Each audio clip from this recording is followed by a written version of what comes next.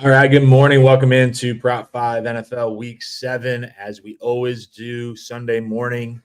Thankfully, we have some NFL football this morning, and it's an action-packed first half between the Patriots and the Jaguars. Unexpected scoring, 32 points in the first half, barraged by the Jaguars after being down 10-0. So we're going to run through all the games on Sunday. There has already been one prop show for Prize Picks.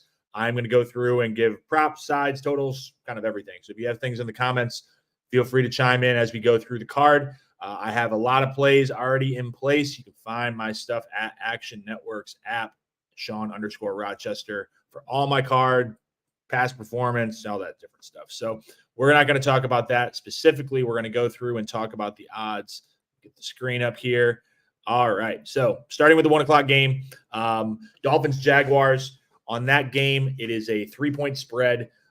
Obviously, a quarterback change or change back for the Colts. Tua is still out. Looks like next week or maybe the following week he'll be back. And I think obviously that changes things for the Dolphins as they get healthy and have Tua back there to work with those different weapons that are behind him. Looking at that Dolphins game, I don't believe I have anything on this game in terms of sides, props, totals. Yeah, I have nothing. It's in Indianapolis. The Colts have not really been a consistent team. I think it's an opportunity for the Dolphins to actually get a win. So I don't have anything on this game, but I think that +3 obviously is a key number. Make sure you're playing that. I would not play, Dolphins +2.5 if that line moves. And you can see at some places like DraftKings has it at 2.5. So just be wary of that. Everywhere else is pretty much 3 across the board. Moving forward, Seahawks and Falcons. I know I have a lot on this one. Seahawks and Falcons. Look, the Falcons are a good team. The Seahawks, I think, are also a good team. They've had some injuries in the secondary. They've kind of been inconsistent, but I think the Seahawks are a better team than they've shown at some points this season, especially as they regain health. I know I did see something with Kenneth Walker potentially being sick today, but they have that great backup, Zach Charbonnet, that they can throw in there. But I don't know the status of Kenneth Walker. I'm actually not on the side or total of this game, but I am heavy on Geno Smith. So it might be something that if you guys are looking for opportunities on Prize Picks or if you're playing props elsewhere, going into Geno. So here's what I have. I sort of have a ladder, taking this from a guy that I think is a very good handicapper, Brandon Anderson, over on Action Network.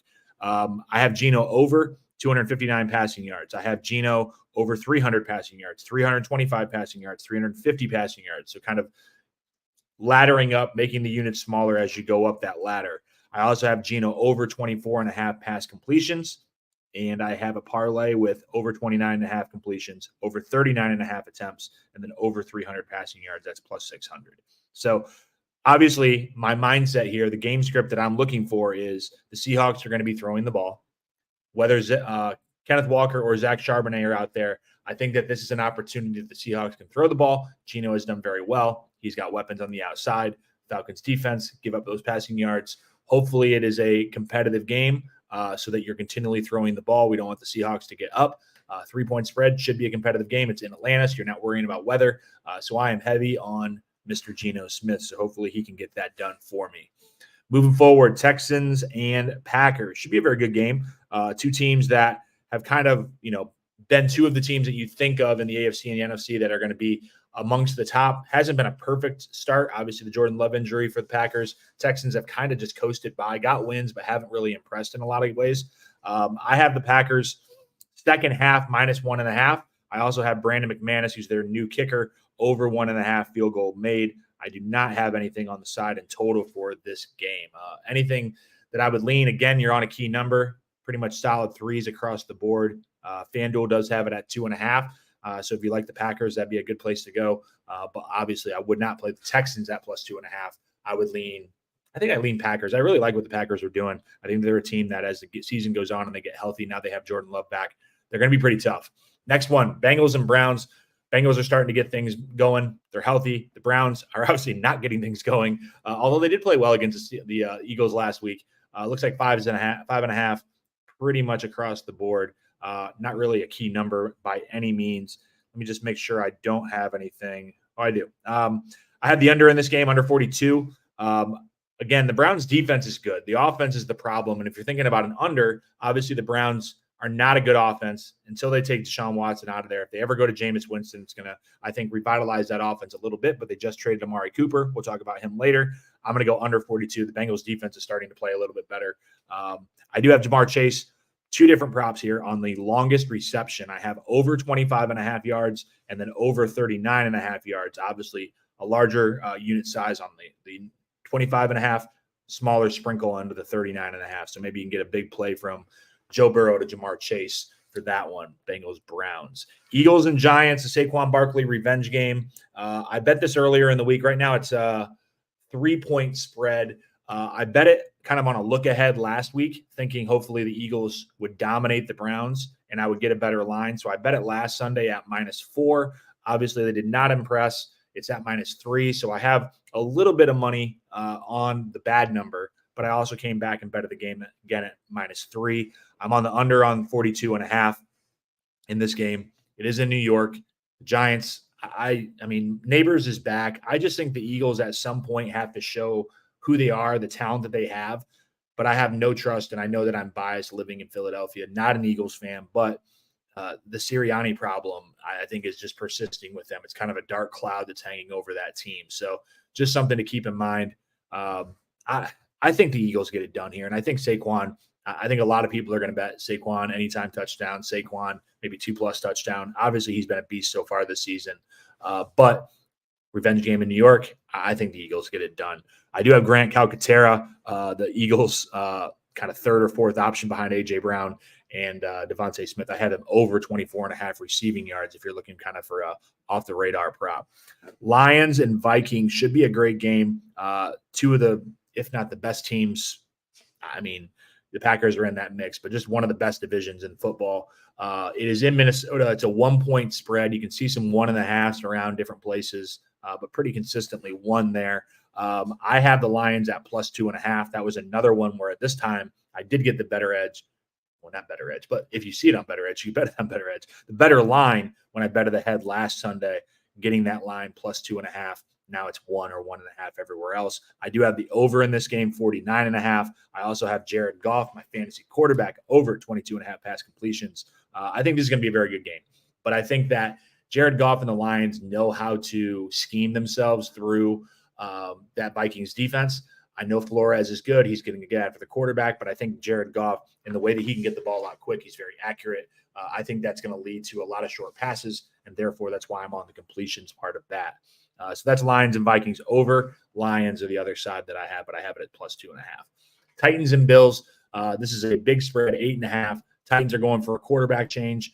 You can see that some of these lines are very off. I mean, 8.5, you got a 9, you got a 9.5 on MGM. Just make sure you're getting the best number, especially if you're in a place where you can line shop. In this game, I have Amari Cooper, the new acquisition for the Buffalo Bills, over 2.5 receptions. I think Josh is going to get him the ball. He probably doesn't know the playbook, but look, Josh Allen is a guy, he's a wizard back there. He can get you the ball. And, not having a true number one for the Bills, I think this is an opportunity that they are going to find ways to get the ball to Amari Cooper. If I'm betting this game, I do have the Bills left in Survivor, so I'm going Bills on Survivor. It's one of 8 people left in my pool, and it's for damn near $1,800. So I'm hoping the Bills can get this done. Titans are going with a quarterback change. I wish Will Levis, our mayonnaise monster, was out there, but I still think the Bills get it done. Panthers and Commanders. Now we're into the 4 o'clock window.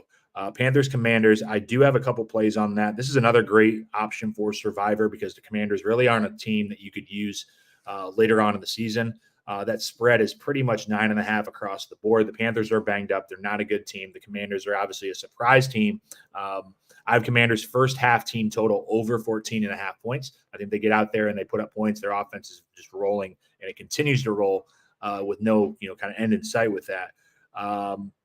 I also have a Deontay Johnson prop for anytime touchdown. I got that at 155.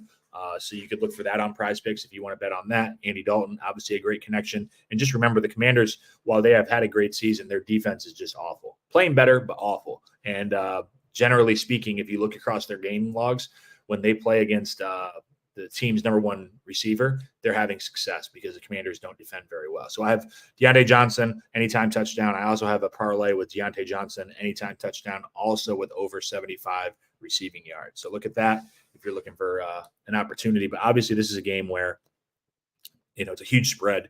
You're out of the window where you can tease it down to get under the 3.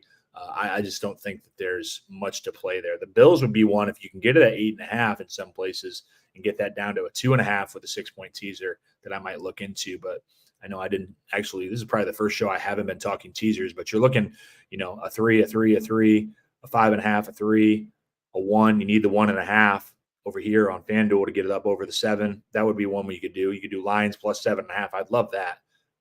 But then over here on that same book, you got 9. You can't really make that work. So just, kind of monitor the lines as we go through the second half of this Jaguars game. See if you get it closer to the game. Maybe you can get a good number to tease those around. Let's see here. Raiders, Rams. We got 7, 7.5. Obviously a key number around the 7. Make sure you're getting the best number depending on which side you're trying to go with. Rams and Raiders, I don't think I have anything on this game, which is kind of rare. Usually I have something. Yeah, I don't have anything on Rams and Raiders. You know what? Look, 2 teams that are kind of unpredictable, not having great seasons. I would trust in the Rams, but I would not bet it at 7.5. If I had it at 7, this is a game where you could tease down the Rams, maybe 1.5. Suit your liking at home. This is kind of like I have no idea stay away game. Chiefs, 49ers, Super Bowl rematch. I got Brandon Ayuk under 4.5 receptions. I've been playing that the last couple of weeks. He doesn't really get the ball like you would think for a guy in that offense. I also have kind of a unique parlay here and kind of playing this. I have 49ers in the first half. I have Chiefs winning the game at plus 575. There is some trends with the Chiefs. Also, the Chiefs' second half under. So you don't have to bet it pregame. Sometimes you get a better line if you do it pregame. But if you look at halftime, the Chiefs, if they are up, really kind of put the game in cruise control and just milk that clock. So something to look for if you're betting that game. Chiefs and 49ers should be a good one at 4 o'clock. Then we get into Sunday Night Football, Jets and Steelers. I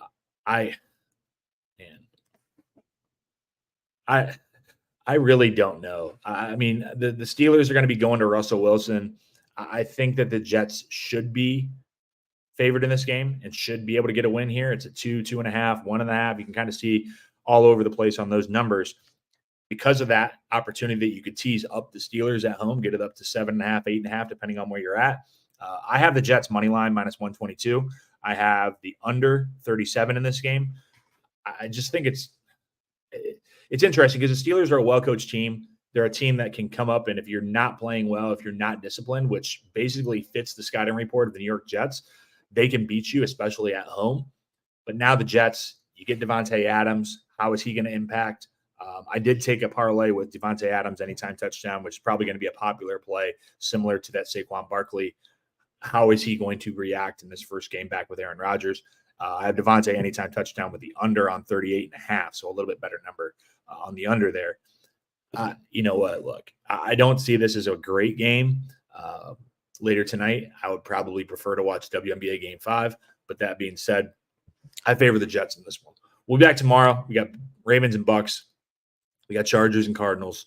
2 pretty good games. I think that Ravens-Bucks game is going to be very interesting that we can talk about tomorrow. Beyond that, I only have 2 other props outside of the NFL landscape. I do have WNBA. I got the Liberty minus 5.5. I got the first quarter over 39.5. Those are Joe Delara plays that I love to tail. He's doing a great job on WNBA. And then Sean Manea, I have him under 15.5 outs. That is a Stephen Keach play. We just had him on our Floor is Yours show a few days ago. So he's a great guy to tail on the MLB side if you go under 15.5 outs on that game 6 for the Mets and the Dodgers. Thanks for going through the card with me, guys. As always, we got you covered on 5 Reasons Sports. Use the code 5 on Prize Picks. Get yourself $50 when you place a $5 lineup. And then Better Edge, great social betting marketplace. You can get yourself $20 when you sign up from 5 Reasons Sports on betteredge.com. Have a good day. Good luck on Sunday.